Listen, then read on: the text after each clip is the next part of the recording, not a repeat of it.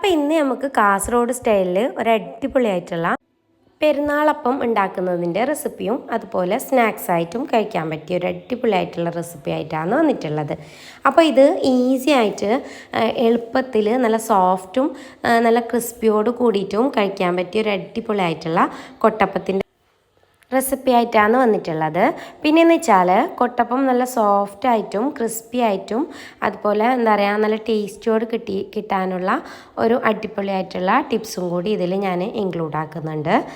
അപ്പോൾ ഞാനിവിടെ 1 കിലോ മൈദ മാവ് വെച്ചിട്ട് ഉണ്ടാക്കുകയാണ് കൊട്ടപ്പം. പിന്നെ നമുക്ക് വീട്ടിലിരുന്ന് തന്നെ സ്ത്രീകൾക്ക് ഒരു വരുമാനം ഉണ്ടാക്കാൻ വേണ്ടിയിട്ടുള്ള ഒരു മാർഗവും കൂടിയാണ്.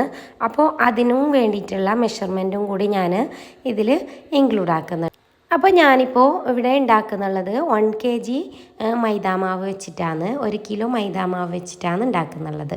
അപ്പോൾ അതിൻ്റെ മെഷർമെൻറ്റ് എന്ന് വെച്ചാൽ 1 കിലോ മൈദാമാവ് എടുക്കുമ്പം അതിലേക്ക് 6 മുട്ടയും 1 കപ്പ് പഞ്ചസാരയും ഒരു 1/2 ടേബിൾ സ്പൂണോളം ഉപ്പുമാണ് ഞാൻ എടുക്കുന്നുള്ളത്, ഉപ്പ് പൊടി. അപ്പോൾ ഞാനിവിടെ 6 മുട്ട ഒരു പാത്രത്തിലേക്ക് പൊട്ടിച്ചൊഴിച്ചിട്ടുണ്ട്. ഇനി ഇതിലേക്ക് 1 കപ്പ് പഞ്ചസാര എടുത്തിട്ടുണ്ട്, 1/2 ടേബിൾ സ്പൂണോളം ഉപ്പും കൂടി ചേർത്തിട്ട് നന്നായിട്ടൊന്ന് ഇത് ബീറ്റ് ചെയ്തെടുക്കുന്നുണ്ട്, മിക്സ് ആക്കിയിട്ട് എടുക്കുന്നുണ്ട്. അപ്പോൾ മൊത്തത്തിൽ ഈ പഞ്ചസാരയും മുട്ടയും കൂടിയിട്ട് നന്നായിട്ട് മിക്സ് ആയിട്ട് എടുക്കണം. പഞ്ചസാര നല്ലപോലെ അലിഞ്ഞ് കിട്ടുന്ന ഒരു രീതിക്ക് നന്നായിട്ട് മിക്സ് ആക്കി എടുക്കണം കേട്ടോ.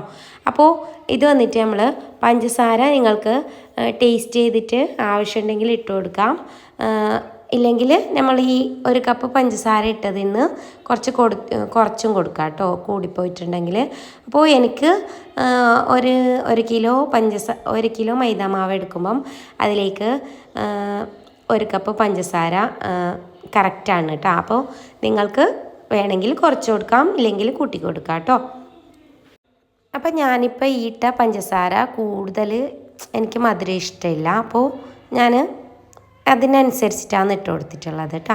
പിന്നെയെന്ന് വെച്ചാൽ ഇപ്പോൾ നിങ്ങൾ വീട്ടിലിരുന്നിട്ട് തന്നെ വരുമാനം ഉണ്ടാക്കണമെന്നുള്ള സ്ത്രീകളാണെങ്കിൽ നമുക്ക് എന്താ പറയുക കുറച്ച് കൂടുതൽ ഓർഡർ എടുത്തിട്ട് ഉണ്ടാക്കുന്നുണ്ടെങ്കിൽ നിങ്ങൾ എത്ര kg ആണോ പിന്നെ മൈദാമാവ് എടുക്കുന്നുള്ളത് അതിനനുസരിച്ചിട്ട് മുട്ട എടുക്കണം കേട്ടോ. അപ്പോൾ ഞാനിപ്പോൾ 1 കിലോ മൈദാമാവിൻ്റെ അളവിലാണ് 6 മുട്ട എന്ന് പറഞ്ഞിട്ടുള്ളത്. അപ്പോൾ നിങ്ങൾ ഇപ്പോൾ 2 കിലോ എടുക്കുന്നുണ്ടെങ്കിൽ 12 മുട്ട എടുക്കണം കേട്ടോ. അപ്പോൾ അതുപോലെ 3 കിലോ എടുക്കുന്നുണ്ടെങ്കിൽ ക്വാണ്ടിറ്റി കൂട്ടി അങ്ങനെ എടുക്കണം കേട്ടോ. അപ്പോൾ മുട്ട ഒരു തുള്ളി വെള്ളം പോലും ചേർക്കാതെ നമ്മൾ മുട്ടയിൽ തന്നെ കുഴച്ചെടുക്കുമ്പോഴാണ് നമ്മുടെ കൊട്ടപ്പത്തിന് എന്താ പറയുക നല്ല ക്രിസ്പിയും അതുപോലെ നല്ല ഉൾഭാഗം കുറച്ച് സോഫ്റ്റായിട്ട് നല്ല രീതിയിൽ കടിക്കാൻ പാകത്തിന് നമുക്ക് കിട്ടുന്നുള്ളത്, ഉറപ്പൊന്നുമില്ലാതെ നല്ല രീതിക്ക് കഴിക്കാൻ പറ്റുന്നുണ്ട് കേട്ടോ. അപ്പോൾ നിങ്ങൾ ഒരു തുള്ളി വെള്ളം പോലും ഈ കൊട്ടപ്പത്തിൽ ചേർത്ത് കൊടുക്കാൻ പാടില്ല. മുട്ടയുടെ അതേ ഒരു നനവിൽ തന്നെ നമുക്ക് മൈദാമാവ് കുഴച്ചെടുക്കണം കേട്ടോ. അപ്പോൾ അങ്ങനെ ചെയ്യുന്ന കൊട്ടപ്പം നമ്മൾ കഴിക്കുമ്പം നല്ല ഒരു എന്താ പറയുക നല്ലൊരു കടിക്കാൻ പാകത്തിന് തന്നെ നല്ല ക്രിസ്പിയോട് കൂടിയിട്ട് തന്നെ കിട്ടും. അതുപോലെ എന്താ പറയുക കുറേ ദിവസം നമുക്ക് ഈ ഒരു കൊട്ടപ്പം സ്റ്റോർ ചെയ്ത് വെക്കാനും പറ്റുന്നുണ്ട്. അപ്പോൾ നമ്മൾ വെള്ളം ചേർത്ത് കൊടുത്താൽ നല്ല ഉറപ്പായിട്ട് എന്താ പറയുക കുട്ടികൾക്കൊന്നും കഴിക്കാൻ പറ്റാത്ത ഒരു രീതിക്ക് കൊട്ടപ്പം കിട്ടും. അപ്പോൾ ഇങ്ങനെ ചെയ്തെടുക്കുന്നത് കൊണ്ട് തന്നെ നമുക്ക് നല്ല സോഫ്റ്റും അതുപോലെ നല്ല കടിക്കാൻ പാകത്തിന് കിട്ടുകയും ചെയ്യും. കുറേ ദിവസം നമുക്ക് സ്റ്റോർ ചെയ്തിട്ട് വെക്കാൻ പറ്റും. അപ്പോൾ നന്നായിട്ട് ഞാനിപ്പോൾ ഇതൊക്കെ ഒന്ന് കുഴച്ചെടുത്തിട്ടുണ്ട്. ഇനി നമുക്കിതൊന്ന് നന്നായിട്ട് കൗണ്ടർ ടോപ്പിലിട്ടിട്ട് നന്നായിട്ടൊന്നിങ്ങനെ എന്താ പറയുക ഉൾഭാഗമൊക്കെ പിച്ചി എടുത്തിട്ട് നന്നായിട്ടൊന്ന് കുഴച്ചെടുക്കാം കേട്ടോ. അപ്പോൾ ഈ ഒരു രീതിക്ക് നന്നായിട്ട് ഇങ്ങനെ കുത്തി ഉടച്ച് നല്ല സോഫ്റ്റ് ആകുന്ന ഒരു രീതിക്ക് വേണം നമ്മൾ ഈ മാവ് കുഴച്ചെടുക്കാൻ വേണ്ടിയിട്ട്.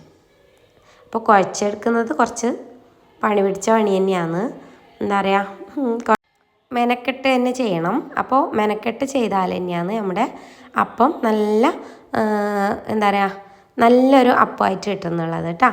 അപ്പോൾ നന്നായിട്ട് ഞാനിപ്പോൾ ഇത് കുഴച്ചെടുത്തിട്ട് ഒരു പാത്രത്തിലിട്ടെടുത്തതിന് ശേഷം ഒരു തുണി വെച്ചോ മൂടി വെച്ചോ നിങ്ങൾക്ക് മൂടി വെക്കാം. അപ്പോൾ ഞാനിപ്പോൾ ഇവിടെ ഒരു തുണി വെച്ചിട്ട് മൂടി വെച്ചിട്ടുണ്ട്. ഇനി ഈ മാവ് ഞാൻ 5 മണിക്കൂർ ഇതുപോലെ കുഴച്ച് വെച്ചിട്ടുണ്ട് കേട്ടോ. എന്നിട്ട് ഇതുപോലെ ഉരുളകളാക്കിയിട്ട് വെച്ചിട്ടുണ്ട്. അപ്പം 5 മണിക്കൂറിന് ശേഷം എടുത്ത് ഇതുപോലെ ഉരുളകളാക്കിയിട്ട് വെച്ചതാണ്.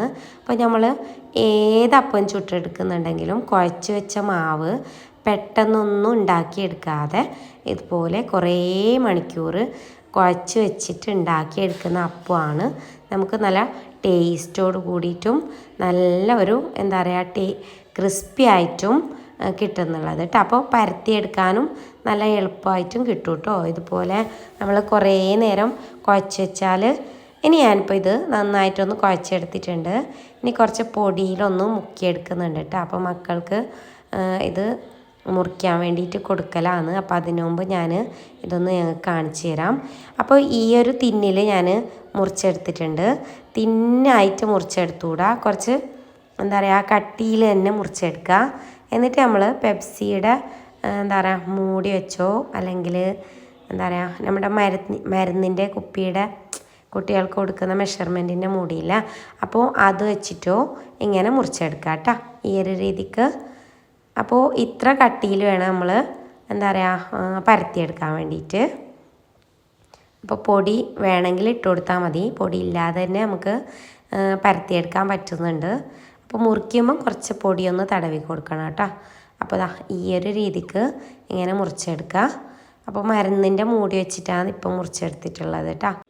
അപ്പോൾ ബാക്കി ഭാഗമൊക്കെ കുട്ടികൾ മുറിച്ചെടുക്കും. അപ്പോൾ മക്കൾ കാത്തിരുന്നിട്ടുണ്ട് ഇപ്പോൾ കൊട്ട മുറിക്കാൻ വേണ്ടിയിട്ട്. അപ്പോൾ അവർക്ക് ഇഷ്ടമാണ് കേട്ടോ മുറിച്ചെടുക്കാൻ വേണ്ടിയിട്ട്. അപ്പോൾ ഞാൻ കുറച്ച് നേരം കാണിക്കാൻ വേണ്ടിയിട്ട് ഇങ്ങനെ മുറിച്ച് വെച്ചതേ ഉള്ളൂ. ഇനി ഞാൻ എണ്ണ അടുപ്പത്ത് ചൂടാൻ വേണ്ടി വെക്കുന്നുണ്ട്. അപ്പോൾ നമ്മൾ കൊട്ടപ്പം കുറച്ച് ഭാഗം മുറിച്ച് കഴിഞ്ഞാൽ തന്നെ നമുക്ക് എണ്ണ അടുപ്പത്ത് വെക്കാം കേട്ടോ. അപ്പോൾ അത് പെട്ടെന്നായിട്ട് കിട്ടുന്നുണ്ട്.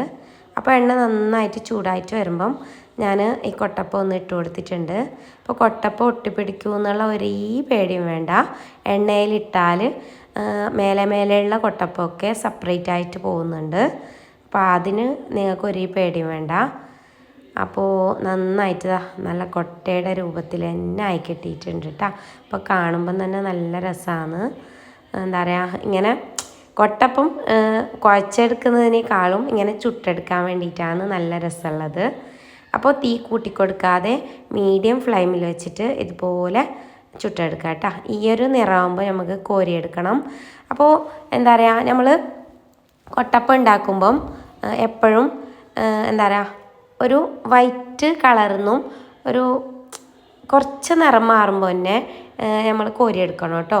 അപ്പോൾ ഇത് എടുത്ത ശേഷമാണ് വീണ്ടും നല്ല കളറായിട്ട് കിട്ടുന്നുള്ളത്. അപ്പോൾ അതുകൊണ്ട് നമ്മളെപ്പോഴും എണ്ണയിൽ നിന്നും കോരി മാറ്റുമ്പോൾ ശ്രദ്ധിക്കേണ്ട കാര്യമെന്ന് വെച്ചാൽ ഒരു മഞ്ഞ നിറത്തുനിന്ന് ഈ ഒരു നിറമാകുമ്പോൾ നമ്മൾ കോരിയെടുക്കാൻ ശ്രദ്ധിക്കുക. അത് തണുത്ത് കുറച്ച് സമയമാകുമ്പം ഇതിൻ്റെ കളറ് മാറിയിട്ട് പോവും. അപ്പോൾ എണ്ണയിൽ നിന്ന് കളറ് മാറാൻ നമ്മൾ വിടണ്ടേ വേണ്ട. എണ്ണയിൽ നിന്നും കുറച്ച് കളറ് മാറുമ്പോൾ തന്നെ എടുത്ത് മാറ്റാം. അപ്പോൾ എണ്ണയിൽ നിന്ന് എടുത്ത് മാറ്റിയതിന് ശേഷം നല്ല കളറായിട്ട് കിട്ടുന്നുണ്ട് കേട്ടോ. അപ്പോൾ പിന്നെ ഒന്ന് ശ്രദ്ധിക്കേണ്ട കാര്യമെന്ന് വെച്ചാൽ എണ്ണ നല്ല പോലെ ചൂടായതിന് ശേഷം നമ്മൾ മീഡിയം ഫ്ലെയിമിലാക്കി കൊടുക്കണം കേട്ടോ. അപ്പോൾ മീഡിയം ഫ്ലെയിമിലാക്കിയിട്ട് തന്നെ വേണം നമുക്കിതൊന്ന് ചുട്ടെടുക്കാൻ വേണ്ടിയിട്ട്. തീ കൂട്ടിക്കൊടുത്താൽ പെട്ടെന്ന് തന്നെ അത് എന്താ പറയുക കളറ് മാറിക്കിട്ടും. അപ്പോൾ നല്ല പോലെ ഉറപ്പായിട്ട് കിട്ടും കേട്ടോ. അപ്പോൾ എപ്പോഴും മീഡിയം ഫ്ലെയിമിൽ വെച്ചിട്ട് തന്നെ ചുട്ടെടുക്കാൻ വേണ്ടി ശ്രദ്ധിക്കുക. അപ്പോൾ ഇന്നത്തെ വീഡിയോ ഇത്രയേ ഉള്ളൂ. വീഡിയോ ഇഷ്ടമാണെന്ന് കരുതുന്നു. ഇഷ്ടമായാൽ എല്ലാവരും ഒന്ന് ലൈക്ക് ചെയ്യാനും ഷെയർ ചെയ്യാനും കമൻറ്റ് ചെയ്യാനും കൂടി മറക്കല്ലേ.